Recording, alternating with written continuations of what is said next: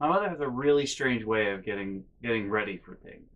Uh, she also has a very unhealthy obsession with windows and blinds. You know how normal people, when they get ready for a storm, they close all the windows? No, no, no, no. My mom's the opposite. She comes in and opens all the fucking windows in the house, every single one, because it's cooler now that the storm is coming. And then she flips the fuck out when it starts raining. Why do you do that to yourself? It makes no sense. It's gonna rain. Close the windows. No. Also, blinds. Like, if you have one blind flicked the wrong way, she will flip the fuck out and she will come in and she'll have to fix everything. And it's just like, oh, why? And, you know, they have to come up and down like 15 times a day. And she'll just come in, she'll like knock you over. Like, no, I gotta play with your blinds. Oh, I need the blinds. I need them. I'm also thoroughly convinced that it is her prerogative in life to open the window in any room that I may or may not drop trow in. So like the bathroom, it'll be like 2 degrees outside in the middle of winter. It's fucking snowing outside. She'll open all the windows right before I take a shower. I'm like, why? I gotta get naked in here. It's cold. Or in my room, she'll just like burst in every once in a while and be like, ha! And throw the windows open. Actually, she did that one night and she was like, ha! Because she forgot to unlock one side of the window. So one of my windows is broken because of her unhealthy obsession with windows and blinds. When someone meets my family, they inevitably ask, "How are you, you?" Why is that, you ask? Have I got a story for you? Don't know if any of you guys and gals suffer from this, but my mother doesn't like to tell people what they're doing. It's actually like a common theme in my family. You don't tell people what you're doing until you're like just about to go. And fuck them if they have plans. Then you gotta be mad at them because you didn't tell them. But they made plans without knowing that you had plans for them because you didn't tell them you had plans for them. So you get really pissed off for no reason. And that's how everyone in my family is. What do you mean you can't come away with me for a week? I planned this without you! That's legitimately the conversation I have with my family, pretty much when we have to do anything. And you can't ask about it. Like, sometimes I'll see like in the dining room, my mom will like leave an itinerary open for a trip, and I'll be like, "Is this a trip that I'm coming with you on?" And she'd be like, "Ah!" And then walk out of the room, and I'll be like, "Oh, okay. I don't know what the ah was for. If that was meaning yes, and I was supposed to know psychically that this trip was for me, or it was a no because you're angry. I don't know where you're going with this." And I have one particular story that was great. All right, so my cousin was getting married, and he got engaged, and he had an engagement party, and he sent out invitations. And I saw we got a letter from my cousin. I didn't know what it was for, but I always go get the mail, so I brought it in. Whatever. Mom reads it, doesn't say anything to me. Whatever. Time passes, time passes, time passes. I know he got engaged.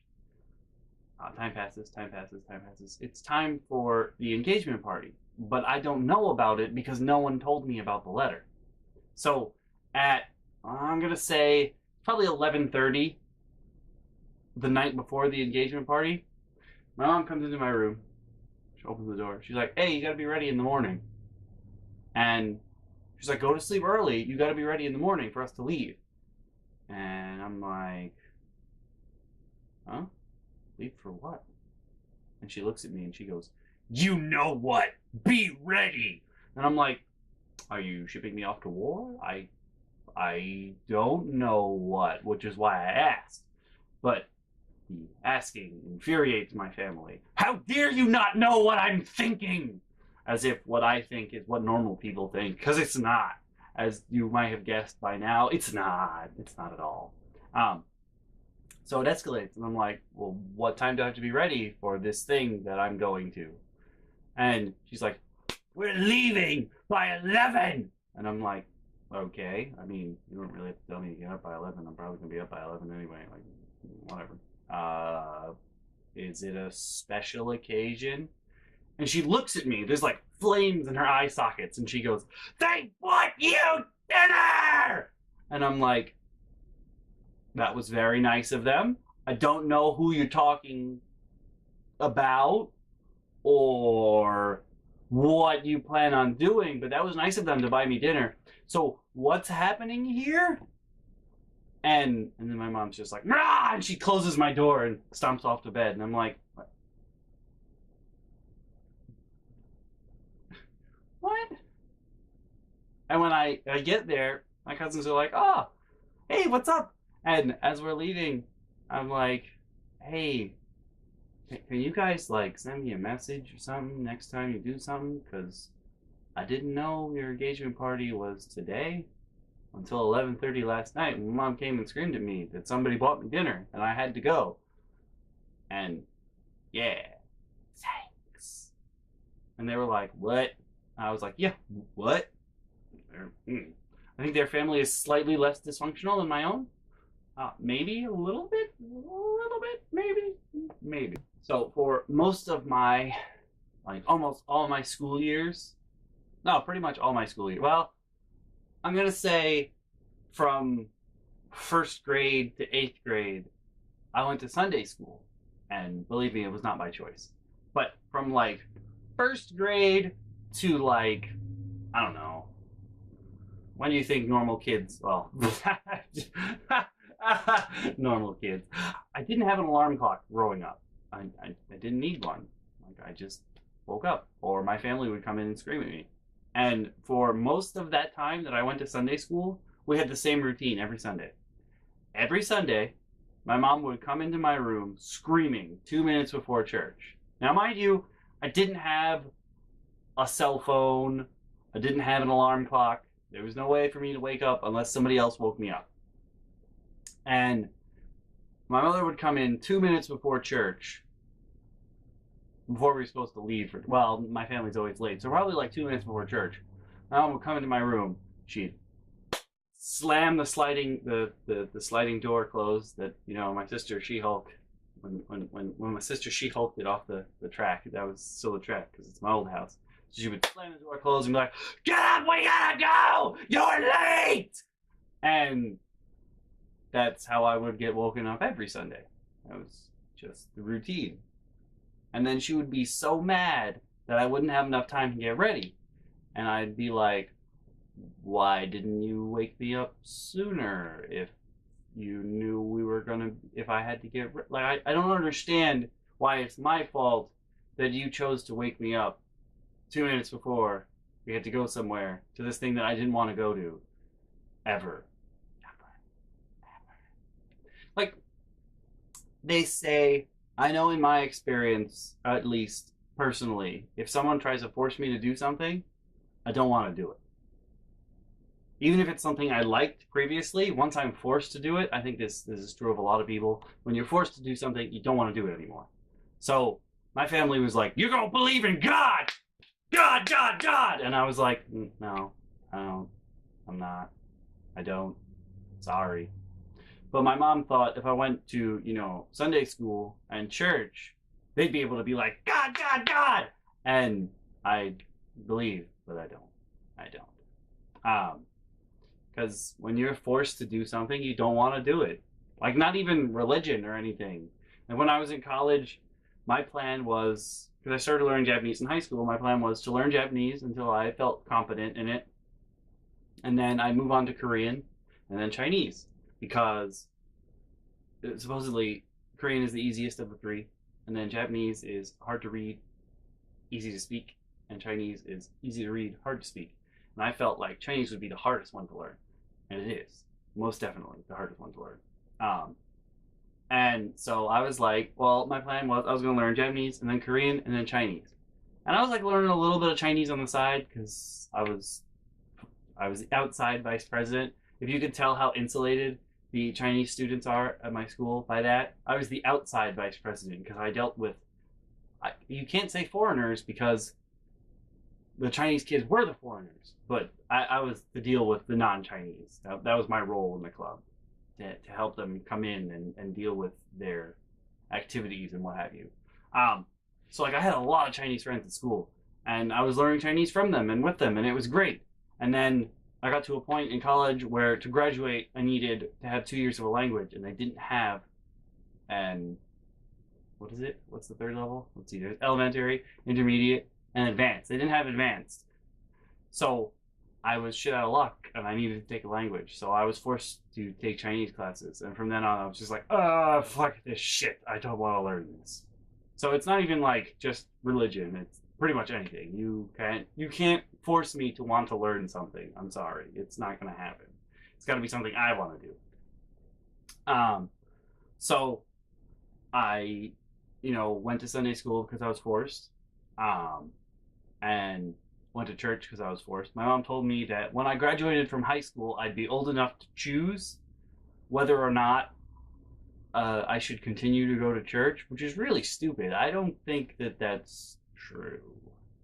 I'm pretty sure early on in life if you're going to be like, I believe, or if you're going to be like, I don't believe.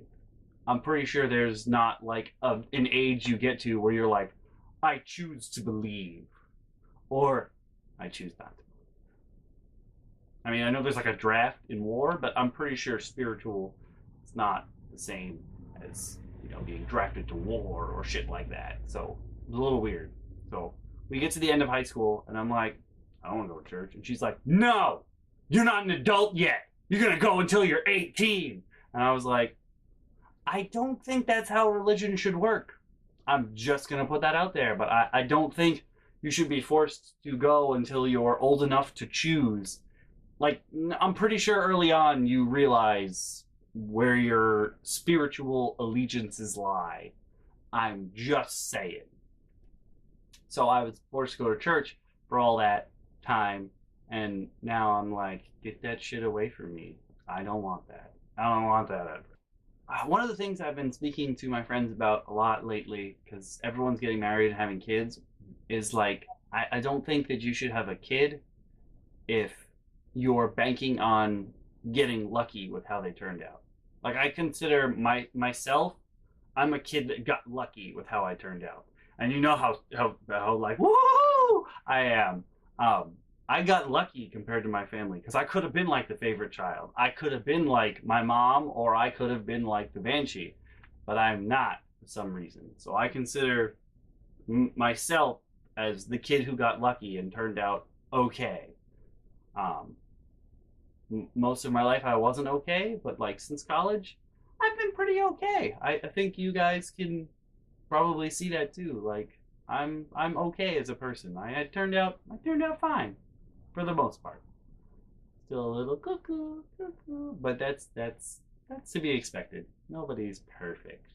So I've been having a conversation a lot with my friends about how I don't think you should have kids if you're banking on getting lucky with how they turn out. And like I've been having a lot of talks about like, oh, we have friends that are, somewhat crazy, and when they have kids, we're like, oh, those kids are gonna be super crazy, and they're gonna have to bank on getting lucky, so I don't think they should have kids. And one of the things that a lot of my friends have told me over the years is that I'm probably going to develop like schizophrenia or multiple personality disorder or something like that because of like how I am when I'm around my family versus how I am in real life. Most people say how I am in real life and they mean their family and then how they mean outside, but for me it's different. And it's weird because when I was in Sunday school, when we were seniors in the class, so that would be 8th grade, I remember the principal came in one day. Now, as you may have guessed, being forced to go to Sunday school and church and what have you, I spent a lot of that time sleeping because I didn't care.